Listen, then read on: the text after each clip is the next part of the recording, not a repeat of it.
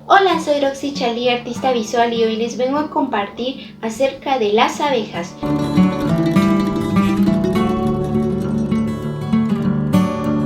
Déjenme comentarles que la apicultura es una de ellas. La apicultura es una actividad que realiza el ser humano a través de la crianza y el cuidado de las abejas.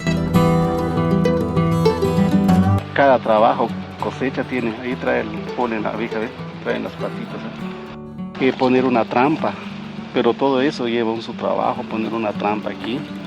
Entra la abeja y lo bota lo que trae en sus pies.